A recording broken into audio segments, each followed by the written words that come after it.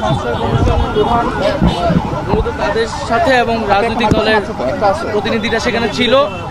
আজকের মিটিংয়ে মূলত যে 5ই আগস্ট পরবর্তী যে বাংলাদেশ এবং যে বাংলাদেশের যে গণতন্ত্র একটা রিফর্ম প্রক্রিয়ার মধ্যে দিয়ে যাচ্ছে সে বিষয়ে আলোকপাত করা হয়েছে। রিফর্ম কমিশনের প্রধানরা তারা তাদের যে প্রতিষ্ঠানের সংস্কার নিয়ে তারা কাজ করছে সেটার সারসংক্ষেপ বা পরিকল্পনা তারা তুলে ধরেছিলেন এবং রাজনৈতিক দলের প্রতিনিধিরা তাদের যে দলীয় অবস্থান সংস্কার বিষয়ে সেটা তুলে ধরেছেন। জাতীয় নাগরিক পার্টি এনসিপির পক্ষ থেকে আমাদের যে সংস্কার বিষয়ে অবস্থান, যে আমরা মনে করি যে গণ অভ্যুত্থান পরবর্তী সময়ে প্রেক্ষিতে যে সরকার গঠিত হয়েছে সংস্কার এবং বিচার তার অন্যতম কমিটমেন্ট জনগণের কাছে।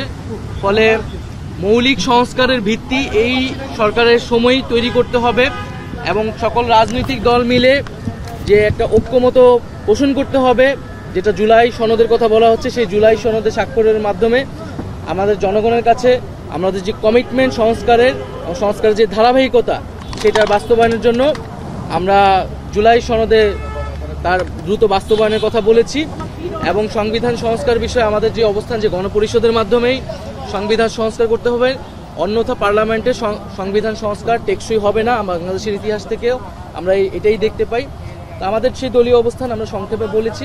ইউএন সেক্রেটারির জায়গা থেকে তিনি বলেছেন তিনি বাংলাদেশের রাজনৈতিক দলগুলো বা সরকার তারা যাতে নিজেরাই সমঝোতায় আসে, একটা ঐক্যমতে আসে এবং গণতন্ত্রের যে ট্রু এসেন্স সেটাকে মাথায় রেখে যাতে আমরা একসাথে কাজ করি, একটা ইউনিটিতে আসতে পারি, এটা তিনি তার জায়গা থেকে সবগুলো বিষয় তো কথা হয়েছে। মোটামুটি নির্বাচন নিয়ে কোনো কথা হয়েছে কিনা? যেহেতু বিএনপি মহর্ষি মাত্র বলে গেলেন যে নির্বাচনের সংস্কার একটি চলমান প্রক্রিয়া, তবে নির্বাচনের দিকে আসলে এগোতে হবে সংকট সব কিছুতে।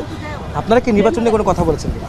আমরা মনে করি এবং আমরা এটাই বলেছি যে নির্বাচনকে তো আমরা সংস্কারের একটা প্রক্রিয়া হিসেবে দেখি, সংস্কারের ধারাবাহিকতা হিসেবে দেখি।